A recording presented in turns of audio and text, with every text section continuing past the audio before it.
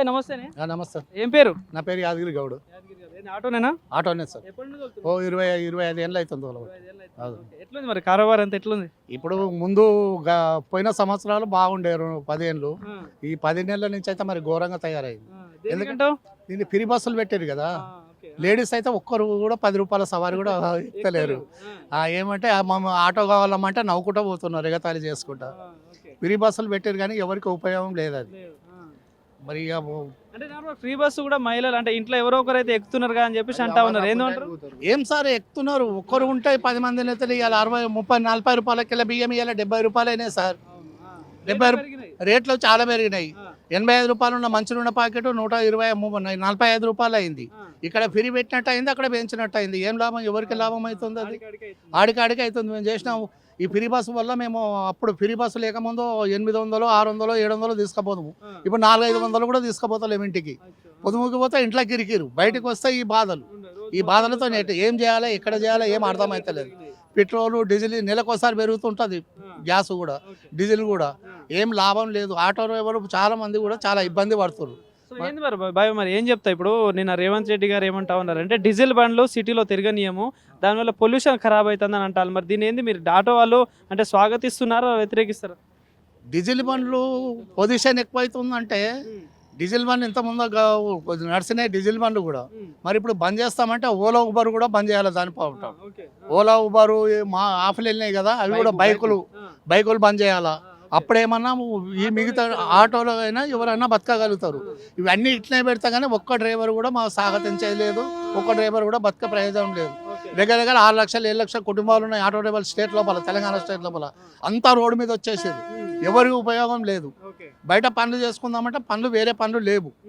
మరి మాకు ఉన్నది ఇదే డ్యూటీ, ఇదే ప్రకారం ఇదే నడవంది. మేము ఎక్కడ ఏం చేసుకొని బతకాలా? మరి ఇప్పుడు కాంగ్రెస్ వచ్చిన అధికారంలో 6 గ్యారెంటీలతో పాటు కూడా మీకు 12,000 ఇస్తా అని చెప్పడం చెప్పింది సంవత్సరానికి.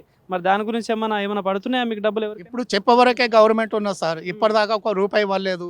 12 సంవత్సరానికి 12,000 ఇస్తుంటే రోజుకు 30 రూపాయలు కూడా పడదు. ఓ ఛాయ్ కూడా రాదు. ఛాయ్ తాగుదామంటే 12 రూపాయలు 15 రూపాయలు కావాలా. మాకేం ఉపయోగం ఉంది? అది నెలకు 1000 అంటే రోజుకు 30 రూపాయలే కదా సార్.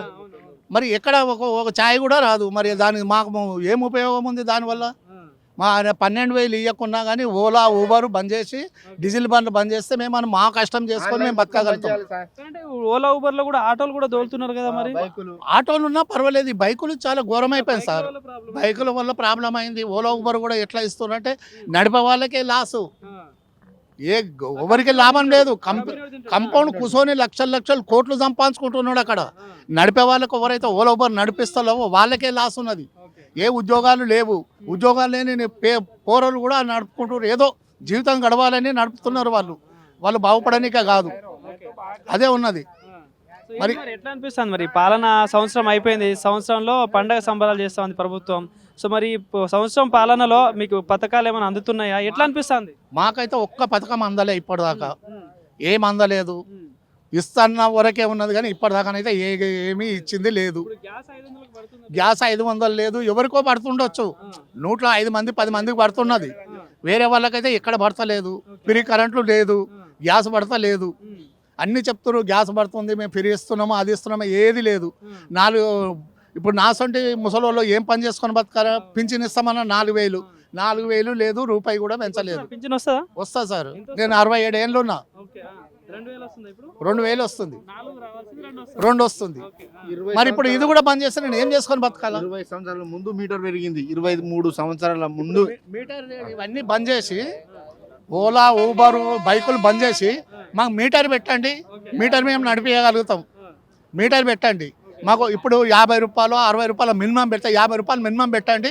మేము మీటర్ వేసుకొని ఎక్కడంటే అక్కడ నడపగలుగుతాం. సో ఏం మరి ఇప్పుడు గత ప్రభుత్వం చూసిళ్ళు, ఈ ప్రభుత్వం చూసిళ్ళు, అంటే మీ ఆటో వాళ్ళ వరకు ఏ ప్రభుత్వంలో మంచిగా అనిపించింది మీకు? ఇక మంచిగా అంటే మా వరకు నేను చెప్పేది ఏంటంటే గత ప్రభుత్వంలో అయితే ఏ ఇబ్బంది లేకుండే. అది ఏం చేసిరో ఎక్కడ చేసిరో మాకు మా దగ్గర రాకపోతుండే లేదు. వీళ్ళు కూడా వస్తలేరు. కాకపోతే ఊబర్ ఓలా చాలా డిస్ట్రిక్ట్ బండ్లు టూ మచ్ అయిపోయినాయి. మాకు చాలా ఇబ్బంది అవుతుంది. ఈ ఫ్రీ బస్సుల వల్ల ఇంకా మరీ ఘోరం అయిపోయింది.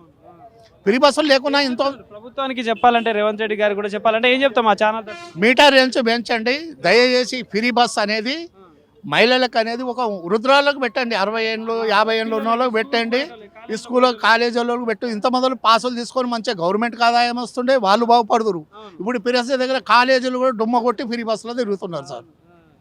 అది నేను గవర్నమెంట్గా ఆలోచన చేసి పనిచేయండి, గవర్నమెంట్కి వ్యతిరేకం కాదు, ఆలోచన చేసి గవర్నమెంట్ నిర్ణయం తీసుకోవాలి, విధానం మార్చుకోవాలి అంతే. నేను చెప్పాను కదా. రైట్.